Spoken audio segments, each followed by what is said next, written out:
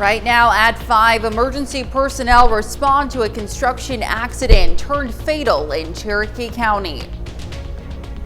And we've got another chilly start out there. It's going to be cool today and freezing tonight. The latest on that forecast gets you out the doors coming up. Plus, festivities for the annual Maple Leaf Festival are already underway. We'll take you to all the fun.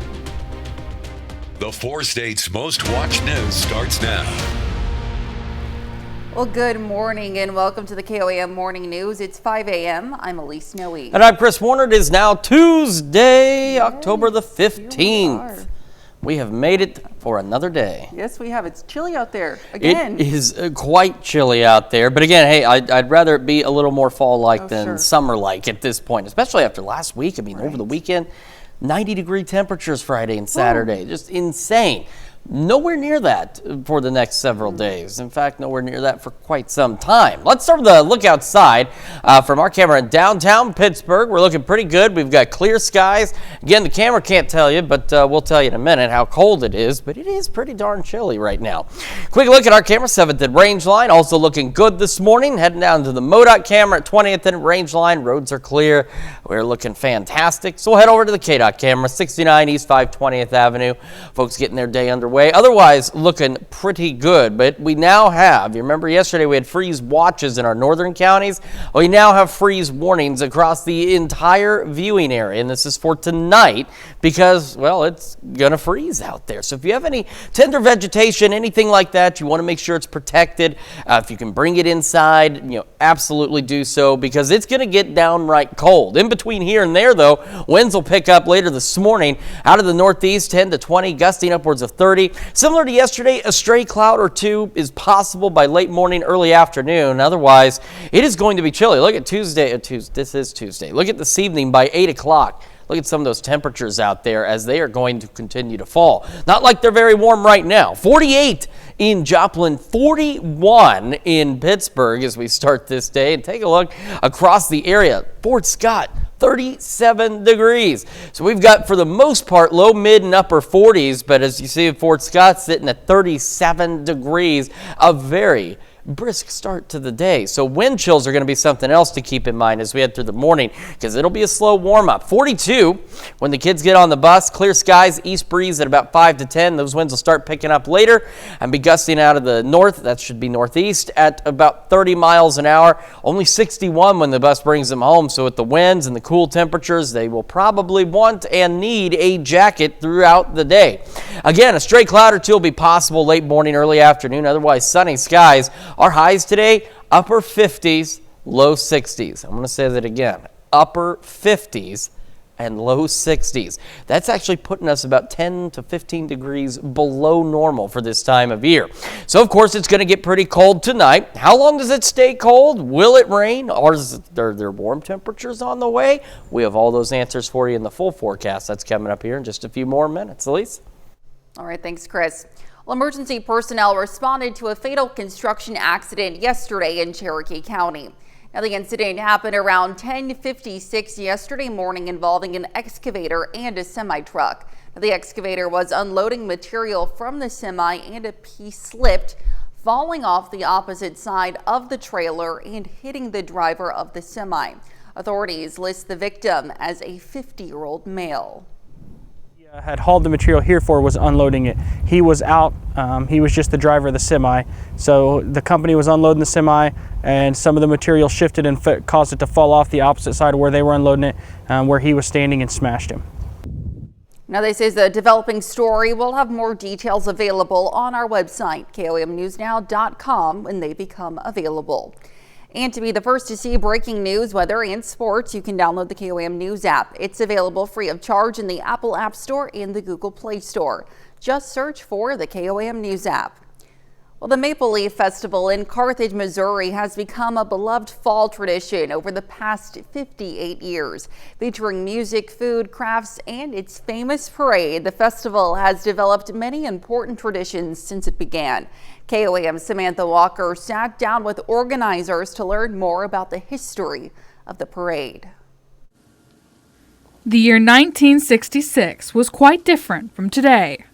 Lyndon B. Johnson was president, and a tank of gas cost roughly 30 cents. But one thing that has stayed the same is the Maple Leaf Festival in Carthage. In 1966, it started with the Carthage High School marching band competition. And there was a lot of movers and shakers that came together and thought that let's get together and have a parade. And so the following year, they organized what you see now. While the traditional parade and marching band competitions still take place each year, the festival has grown greatly. Now popular activities include vendors, a lip-syncing competition, and this year, a Renaissance fair. For the Carthage Chamber of Commerce, it's important to honor the traditions that make the Maple Leaf Festival special, all while introducing new activities. It means a lot, I think, not only to us, but to the community as well, to carry on those traditions. And we're happy to do it and keep doing it and reinventing the wheel and trying out new things and hoping that those things that we do now carry on those same traditions 50 years from now. And as the city's famous maple leaves begin to change color in fall, it's a sign that it's time for another year of tradition. Our maple trees are just absolutely beautiful when they're changing. I think with the freeze warning that's coming and the cooler temperatures, hopefully we'll see some of those trees starting to turn color by Saturday, but we're at the hands of Mother Nature on that. Reporting in Carthage, Samantha Walker, KOAM News.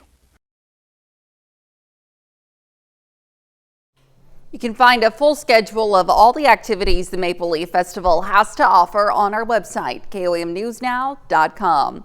Well, Julie Reams also talked about another event at the Maple Leaf Festival, Touch a Truck. From 5 until 7 yesterday evening, parents could bring the kiddos out to the Carthage Square where they could explore, climb, and touch some of the big trucks and heavy equipment the city has to offer. Reams said the event serves as a great fun for kids and Carthage businesses alike. Opportunity for businesses to come out that have big trucks and service trucks, let kids get an up-close look, personal touch, feel, honk the horns, just so they're not afraid or find a new profession. We can find a full schedule of all the activities the Maple Leaf Festival has to offer on our website, of course. That's KOAMnewsnow.com. And if you saw some older military vehicles on the road in southeast Kansas yesterday, your eyes weren't deceiving you. The historic military convoy is making its way through the area. The group spent time at Miners Hall Museum in Franklin and the Crawford County Historical Museum in Pittsburgh. Something that a lot of people don't really understand, what the contribution was of all of the military vehicles over the years that have moved supplies, equipment, personnel for the armies all over the world. If you didn't catch them yesterday, they'll be at Big Brutus starting at 3 p.m. today. And that's a look at this morning's top stories and weather in our first 7 minutes coming up on the KOAM Morning News. Joplin and Webb City square off on the softball diamond, possibly for the final time this year. Plus, a new reptile species fossil found in Brazil could help explain the rise of the dinosaur. And we have a cool and mostly sunny day today. We'll have what to expect with Chris Warner in the Skywatch Weather Center. You're watching the KOAM Morning News. We'll be right back.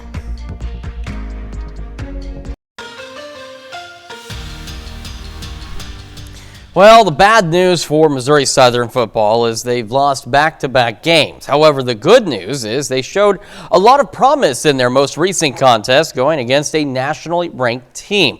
Missouri Southern fell in the hands of defeat once again, this time to the Emporia State Hornets after the Lions lost the game 49-30. However, there were a few bright spots in the game, one of those being the Lions offense that scored 30 points for the first time this season. Head coach Atiba Bradley addressed the media about some of the positives on Monday morning. I was really proud of our guys' effort. Offensively, it's one of our largest outputs of the year. Defensively, plagued a little bit still with the big plays. Those still seem to be a thorn in our paw, but guys were flying around. We got a lot of stops. We played, I thought, at times, our best football in longer spurts than we have all year. We've had some guys step up, and as the season goes on, everybody's going you see more stuff and all that, so you get to knowing what to do better, learning how to run our defense and like read keys and know what to look at.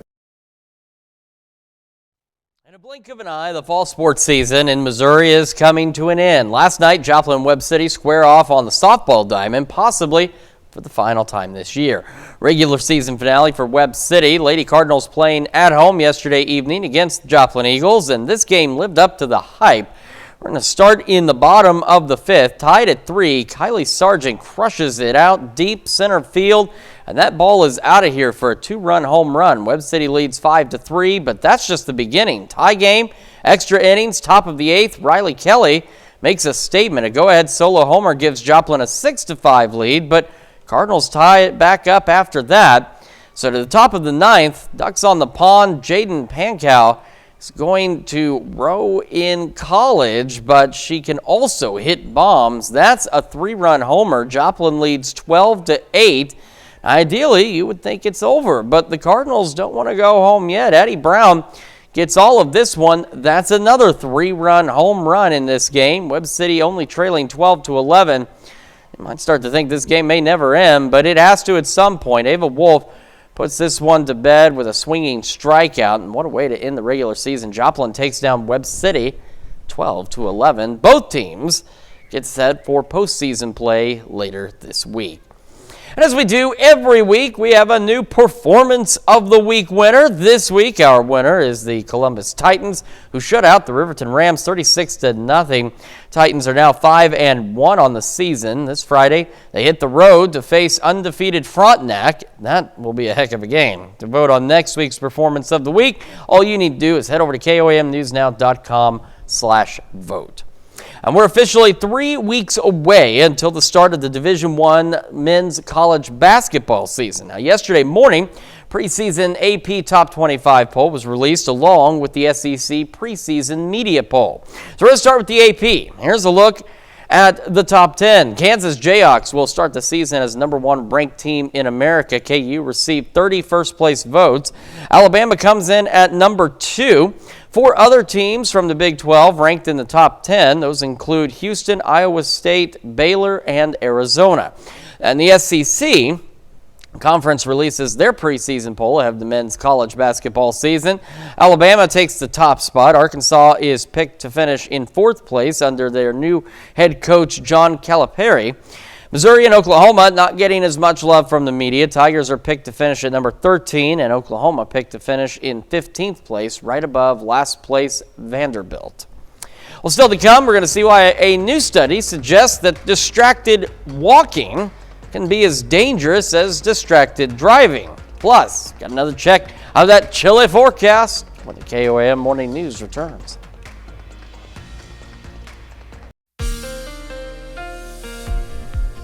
Welcome back to the KOAM Morning News, 5:18 now on this Tuesday morning. And we have freeze warnings. These go into effect overnight tonight and run through early tomorrow morning. And they are across the entire area. Now, we just had freeze watches 24 hours ago in our northern counties, but obviously that has changed. And the reason for the freeze warnings, well, it's going to be at or even below freezing across the entire region as we head into the overnight hours tonight. And it's going to be pretty darn chilly today as well. Take a look at the future track. Look at those wind arrows just hauling across this map. That is because we will have a northeast wind 10, 20 miles an hour with gusts up to 30, maybe even a little higher than that. Similar to yesterday, late morning, early afternoon, maybe a stray cloud or two. Otherwise, sunny skies and temperature struggling to warm out there. So with it being a little cooler with those gusty winds, especially into the first part of our day and then later this evening, wind chills are something that we're going to have to probably contend with. So if you are going outside, just make sure you're prepared for that. And of course, if you're traveling in a high profile vehicle,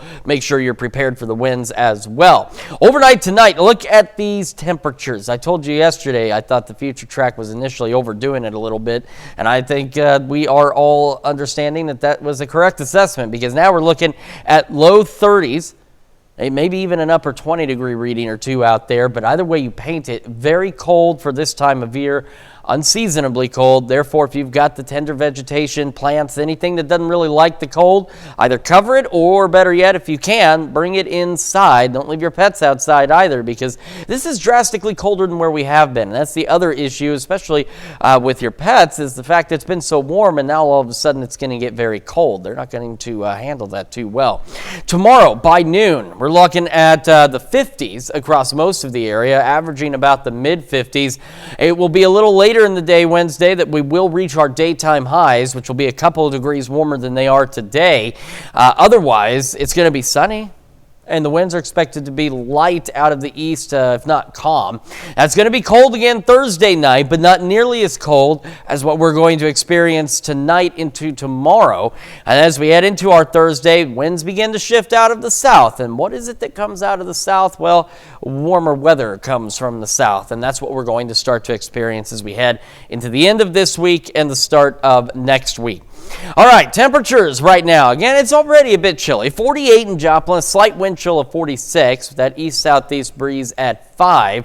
And around the region, again, it is a pretty cold start out there.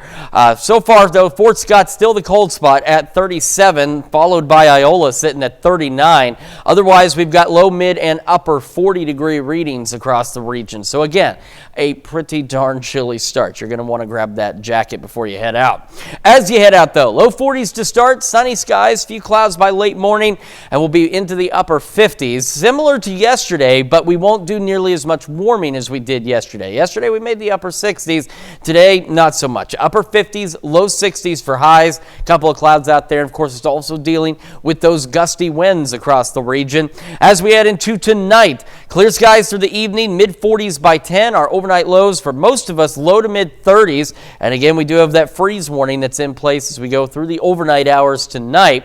It will start to warm up, but it's going to take a couple of days. Low 60s tomorrow, 70 Thursday, 75 on Friday. So here, not that far from normal. But as we head into the weekend, we got the Maple Leaf Parade on Saturday.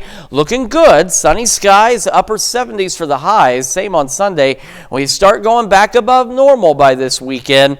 We are watching the rain chances as well. This system's still showing up, but it's slowed down a bit. Now looking at rain chances on Monday. Otherwise, temperatures upper 70s, low 80s next week. That's a check your forecast. We're back with Health Watch right after this. Well, topping Health Watch this morning. We've all heard the dangers of distracted driving, but now a new study finds distracted walking can be equally concerning. In a report published by researchers at the University of British Columbia, distracted pedestrians, or those using a phone to talk, text, or listen to music, were found less likely to take defensive action when in danger compared to those who stay alert to their surroundings. Now, researchers say the differences in behavior were alarming. Distracted walkers moved slower and closer to vehicles compared to their non-distracted counterparts. They were also less likely to yield to oncoming traffic or change their walking direction, even when dangerously close to vehicles. Now, the data will be used to help improve urban pedestrian infrastructure, such as making crosswalks more visible or adding more signage. Well, overdose deaths in the U.S. are the lowest they've been in 3 years, according to recent federal data. And a steep drop in deaths from fentanyl is a key factor driving the overall decline. At the same time, a new study suggests more people are receiving overdose reversing medication. Mandy Gaither has a look at the research and why experts say there's still work to be done. It's being called unprecedented progress in the fight against the drug epidemic. Overdose deaths involving fentanyl and other synthetic opioids are down 20% year over year. A lot of the work that we're already doing when it comes to public awareness and access to reversal agents is working. Dr. Ashish Panchal with Ohio State's Wexner Medical Center is senior author of a new study looking into how many lay people have administered overdose reversing medication. Naloxone is a life-saving medication that can reverse the effects of an opioid overdose in seconds if given immediately. Panchal says during a 2-year period between 2020 and 2022, the rate of everyday people administering naloxone to someone experiencing an opioid overdose before EMS arrival increased by more than 43%. A layperson having this in their hands can actually save someone from an opioid overdose. So trying to get this into the hands of people who can use it to save a life is critically important. The U.S. Food and Drug Administration approved the first over-the-counter opioid antidote last year against a backdrop of record-high opioid deaths. The approval allowed the medicine to be sold without any sort of prescription in retail stores and online.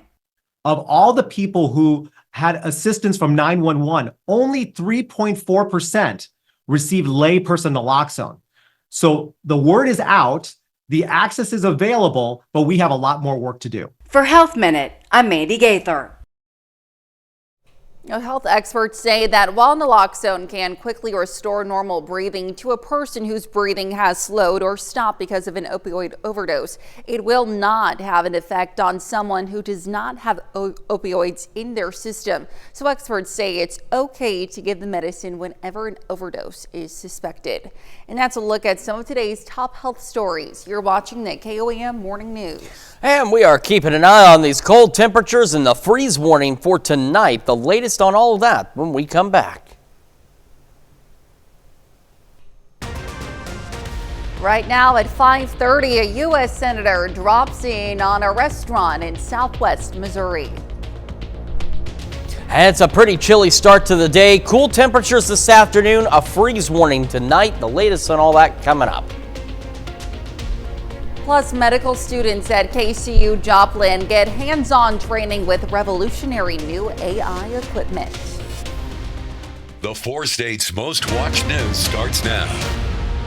Well, good morning and welcome to the KOAM Morning News. It's 5:31. I'm Elise Noe. And I'm Chris Warner. It is now Tuesday, October the 15th. Nice. Spooky season well underway. Sure is. Christmas is next week, so hopefully everybody's prepared for this. Or, again, that's what you'd think if you went to some of the stores. Honestly, or you stepped outside even. At this point, yeah, it certainly feels like it. Now, granted, our temperatures now are typically about what we see for highs around Christmas, but nonetheless. Right.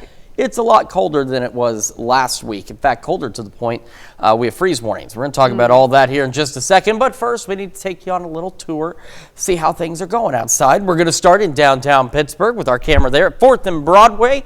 We got clear skies and, again, chilly temperatures. Same from our camera at 7th and Range Line in Joplin. We'll head down to the MoDOT camera at 20th and Range Line, still looking off to the south and west. Remember, but the traffic cameras, we don't control them. So if they decide they want to point it, I don't know, at that sign, which, by the way, I've seen them be positioned in very strange ways sometimes.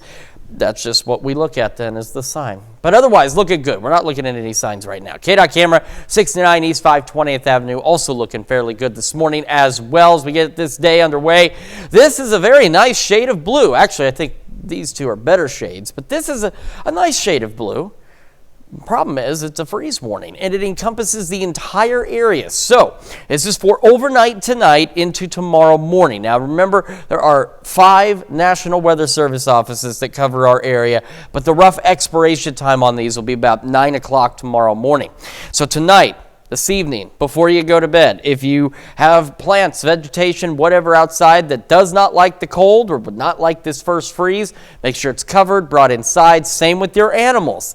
This is going to be a stark difference from what we've seen and what they've been used to outside, so make sure they're in tonight, or at least somewhere where they can be warm. Future tracking this afternoon, we've got the gusty winds. They'll be pushing upwards of 30 miles an hour out in the northeast, maybe a stray cloud or two, but otherwise we are dry and cool. Cold start though, 48 in Joplin. Pittsburgh's come down now to 40, and we've even had some 30s out there as well this morning. Fort Scott, Iola, both still in the upper 30s. The rest of us low, mid, and upper 40s. So kids getting on the bus definitely want that jacket. They'll probably want it this afternoon too. Low 40s to start, east breeze 5 to 10. With the winds picking up and temperatures only about 61, that wind's going to make it feel a bit colder out there. Again, gusting upwards of 30 miles an hour. We'll have mostly clear skies throughout the day. Again, a few clouds possible this afternoon. Otherwise sunny, but cool as we're going to the upper 50s and low 60s for our highs. It'll be cool again tomorrow, and it'll stay that way a little bit longer before we start to warm back up. Details on that in the full forecast here in just a few more minutes. Elise? All right, see you soon. Well, a crowd of people gathered in Joplin in support of U.S. Senator Josh Hawley yesterday. Now, Senator Hawley visited Fred and Red's Diner to meet with supporters. He shared his perspectives along with his disapproval of the way illegal immigration is currently being handled. He also shared his views on the upcoming election, including the changes he hopes to see.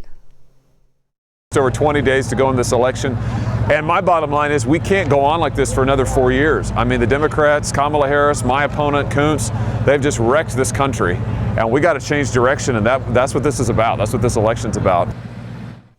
Senator Hawley attended the event with his wife and children. Well, KCU Joplin looks to revolutionize medical education with a new AI-guided training curriculum. The training is geared towards the use of ultrasounds for patient care.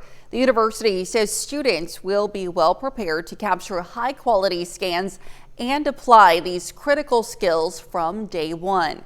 In turn, patients benefit from more accurate diagnoses and improved bedside care. So it really is a game changer for us. We have a large medical school. We're the 5th largest medical school in the United States. I'm just one professor. It'd be very difficult for me to teach 400 students without AI. But with this, I can give them the basics, and then they literally can learn themselves. Dr. Arndt says the university is the first in the U.S. to use AI in this type of training. Well, Copperhead Island offers a wide array of activities for the whole family. This includes mine golf, hay rides, a mechanical bull, and a corn maze. There's even something for those who want to take a risk and explore the haunted trail. The unique name stems from when the owners first visited the island in the middle of the pond. A heads up penny was found on and they took it as a sign of good luck for their vision of the property. You can check out their Facebook page for a list of times they will be open, including their haunted trail. Well, the city of Baxter Springs, Kansas held a ribbon cutting ceremony to celebrate the completion of a large-scale mural yesterday. Now, the mural, which takes a look at the history of Baxter Springs, covers the entire 100 by 12-foot wall of the Waterworks plant building across from the Baxter Springs High School. Now, the artists behind the mural, father and son team AJ and Jordan Wood, were selected for the job back in April. City leaders say they hope this serves as the first of many murals for Baxter Springs. And that's a look at our top news stories coming up this half hour on the KOAM Morning News. Japan is handing out free flights to visitors to help get them away from common tourist areas. Plus, the U.S. is giving Israel some help as tensions with Iran escalate. We'll have the latest. You're watching the KOAM Morning News. Topping World Watch, an extraordinary discovery dating back over 200 million years could help explain the rise of the dinosaurs. Scientists in Brazil announced they found one of the world's oldest fossils believed to belong to an ancient reptile dating back some 237 million years. Now, the four-legged creature is about 39 inches long and weighs between 7 and 13 pounds. A paleontologist on the dig said the fossil was identified as a new silosaurid, an extinct group of reptiles. Now, unearthed in a rock layer going back to the Mesozoic era, which begins with the Triassic period. Now, this era is known as the Age of Reptiles because reptiles, and particularly dinosaurs, were the dominant land-dwelling vertebrate animals at the time. Want free flights to travel around inside Japan? Well, an airline may help you do that to get you away from common tourist areas. Now, Japan Airlines is doling out some free domestic flights inside Japan to international travelers. JAL says it wants to boost some internal travel to out-of-the-way sites, and they'll foot the bill. Just book both an international ticket and an acceptable domestic ticket at the same time. But you have to leave your main travel hub within 24 hours or pay a $100 layover fee. Now, travel experts say tourists may not want extra cost of new unknown destinations, and Japan is seeing heavy travel to iconic locations now thanks to a weakened yen against the dollar. Well, another warning yesterday for U.S. citizens to get out of Lebanon as Israel maintains its offensive against Hezbollah terrorists. Meanwhile, the U.S. is giving Israel some help as tensions with Iran escalate and Israel continues to deliver and absorb more blows. Greg Palcott is in Haifa, Israel with the latest. Death and destruction all around the Mideast. After Israel claimed it was striking a Hamas location in a Gaza hospital, a fire at a next-door shelter was set ablaze, leaving 4 dead, 40 injured, including children. We woke up to the sound of a huge explosion. We thought it was Judgment Day. As more horrors of a Hezbollah attack on an Israeli military base are revealed. 4 soldiers were killed, all 19 years old, dozens injured, some seriously. Casualties were medevaced out after a Hezbollah drone packed with explosives flying low from Lebanon penetrated the camp undetected. Touring the scene, Israeli Defense Minister Yoav Gallant said, quote, "We pledge to learn from this strike." Meanwhile, sirens in Tel Aviv as 3 Hezbollah rockets entered central Israeli airspace, then were knocked down, as Israel weighs retaliation for the Iranian ballistic missile barrage earlier this month. The Pentagon confirms it is sending a THAAD, or Terminal High Altitude Area Defense Battery, to Israel. The sophisticated gear will be operated by 100 U.S. soldiers, the first ground deployment to Israel of American troops during this war. Why did you decide to give the permission for the THAAD to be deployed in Israel? To defend Israel. As Israel's war against Hezbollah in Lebanon pushes across the border and airstrikes pound, including Beirut, there is new word from the U.S. Embassy strongly encouraging American citizens to leave now, as evacuation flights will not continue indefinitely. And back to that threatened Israeli attack on Iran. According to a just-out Washington Post report, quoting 2 unnamed officials, Israeli Prime Minister Netanyahu has told President Biden he is willing to strike military rather than oil or nuclear facilities in Iran. It is suggested that would be a more limited counterstrike to avoid full-scale war. More to come. And that's a look at World Watch. We'll be right back. Welcome back to the KOAM Morning News. Here in about 5 seconds, it's going to be 5:46 on this Tuesday morning across the area. And we're starting with this. This is a freeze warning across the entire region for the overnight hours tonight. Now remember, we've got 5 different Weather Service offices that cover our viewing area here. But the rough expiration time on these 9 o'clock tomorrow morning, and they'll go into effect late tonight, very early. I think, for example, this one's from the Springfield office go into effect at 1 o'clock this morning, or well, tomorrow morning, however you want to put it, and run until 9. So, but either way, the point is it's going to be cold. It's going to be at or below freezing, which means if you've got vegetation, plants, anything that's a little more susceptible to the extreme cold, you need to cover it up or bring it inside, and the same goes for your pets. And I think the bigger concern with the pets is the fact that any of them that have been outside here lately, it's been pretty decent. I mean, I know it's chilly this morning, but I mean, leading up to this, we've had highs in the 90s just a few days ago. And so this is going to be a bit of a shock to them if they are outdoors. So just bring them inside tonight, or at least make sure they've got a place that's warm to go. What does this look like on the future track? Well, it looks like this. These wind arrows today, see how they're hauling out of the northeast? That is because we're looking at northeasterly winds at about 10 to 20 miles an hour. That's sustained with gusts upwards of 30 miles an hour, maybe even higher in some cases. Now, similar to yesterday, a stray cloud or two will be possible. Otherwise, skies are clear, and some of us highs today only into the upper 50s. So that's putting us well below normal. We should be right around the low 70s right now for this time of year, and we are not going to be anywhere near that the next couple of days.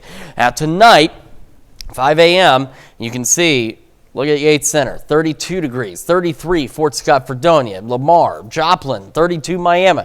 You kind of get the idea. We're going to be at maybe a little above freezing, some may even be a little below freezing as we go into the overnight hours tonight. And we head into Wednesday. Now, because we have such a cold start, even though we'll have abundant sunshine, there won't be a lot else to warm things up. So it's a slow warm up, but we will eventually be a couple of degrees warmer by tomorrow afternoon, early evening than what will be for today. Tomorrow night into Thursday, we are looking at the upper 30s and low 40s again. So again, not as cold, but still not very warm. And another slow warm up, but the winds shifting out of the south by Thursday. So by the time we do warm up, it's going to be a little bit warmer than where we have been here lately. Sitting at 48 in Joplin, a slight wind chill of 46, east-southeast breeze at about 5 miles an hour. And around the region, we've got 39 in Fort Scott right now as the cold spot, but not many folks far behind. Pittsburgh, for example, at 40. Otherwise, we're low, mid, and upper 40s as we get this day started. We're looking again, low 40s to start, sunny skies, few clouds later, upper 50s by 11 o'clock this morning. Our highs today, some of you, that's where you're going to stop, upper 50s. Others, low 60s. Similar situation for our Wednesday, a little closer to normal Thursday. Friday, a degree or two above normal. So Thursday, Friday, our most normal days. Maple Leaf Parade, Saturday, looking great. Sunny skies, but warmer. We're going above average, upper 70s. And we'll even see some low 80s next week with some rain chances. Still looking pretty good for Monday. That's a check of your forecast. We'll be back with more right after this. Go big or gourd home. A Colorado firefighter grew a state record-breaking 1-ton pumpkin. And one of his pumpkins just won at the Fort Collins Nursery's Giant Pumpkin Weigh-Off this past weekend against competitors from Colorado, Utah, and Wyoming. Maggie Wolanski reports on his gigantic gourds. Meet Brad Bledsoe, a fire medic with Aurora Fire Rescue. It'll make a difference when we help somebody on their worst day. A firefighter by day, but his talent's off the job. Growing gigantic gourds. It gave me like a good escape from work and breaking up the monotony of every day. This pumpkin, named Winifred Sanderson after the Hocus Pocus sisters, weighs 2,083 pounds. It smashed state records last weekend. I officially have the title of largest pumpkin ever grown in Colorado. You might think growing something this big might have a big story behind it, but it really just started with filling out the family's yard. It was just grass and needed some like landscaping love, and she was like, why don't you just throw a pumpkin in? And I was like, well, why don't we do one of those big pumpkins? He ended up growing an 195-pound pumpkin, which he thought was big. So I decided to take it to a weigh-off, and my daughter at the time, she was 4, she goes, Dad, why is your pumpkin like the smallest one here? A simple question from his little girl turned into the now prized possession sitting in their driveway. I'm kind of immune to it, but it is still mind-boggling that these pumpkins can get so big. And there's a third one. This is Sarah Sanderson. Brad says she's looking to weigh a little over 2,200 pounds. Now, she could just outdo her sisters. You may wonder the strategy behind growing them. It begins with auctions for these special seeds. Actually, it's like buying a cow. Like, you don't buy just like a generic cow, you buy stuff with certain genetics. Brad is getting ready for the weigh-in this weekend in Fort Collins, but he knows his pumpkin has got some other big and heavy competition. But Wyoming's biggest pumpkin's coming this weekend, and so is Utah's. So it could be 3 states are going to break some records in Fort Collins. Could be super cool. A special fall family tradition. The current world record for a grown pumpkin is more than 2,700 pounds. Stick around, we'll be right back. Well, a turkey company wants to speed up your Thanksgiving cooking. Butterball is releasing a cook from frozen whole premium turkey just in time to make it to this year's Thanksgiving dinner. Well, the company says it has reduced the turkey cooking process to just 2 steps, unwrap and roast, without the need to thaw out the main course. Now, Butterball says its new product is to help people who are unsure how and when to thaw out their turkey in time for their Thanksgiving meal. Now, the cook from frozen turkey is now available at stores across the country. Well, today is a national day, is as cheesy as it gets. That's because it's National Cheese Curd Day. The salty, deep-fried snack started, of course, in Wisconsin, the dairy state. Now the nuggets of white or yellow cheddar cheese are battered and deep fried. They're a popular fare of food, but are making their way into some restaurants as a French fry alternative. They're also a big part of poutine, which also includes French fries and brown gravy. However, you embrace this salty, chewy snack on this Tuesday. Curd is the word. Well, I'm sure that it is. You know, with the Butterball thing, there is a Butterball hotline. If you're uncertain about how to handle your turkey, they have a hotline, a 1-800 number. It's staffed by turkey professionals, and they will guide you through the process. That's a fact. And you will not need to call the Butterball hotline today, but it is going to be chilly. It's going to almost feel like Thanksgiving. Upper 50s by 11 o'clock this morning. Highs today, some of us stopping in the upper 50s. Some of us, though, making it into the low 60s. We'll also have northeast winds occasionally gusting upwards of 30 miles an hour. Freeze warnings overnight tonight, and you can see why. Temperatures at or a little below freezing as we head through our Tuesday night. Another cool one tomorrow, low 60s, maybe some upper 50s. Warmer Thursday, Friday, going back above normal into the weekend and next week with maybe some rain chances on Monday. That's checking your forecast. We're back with more right after this.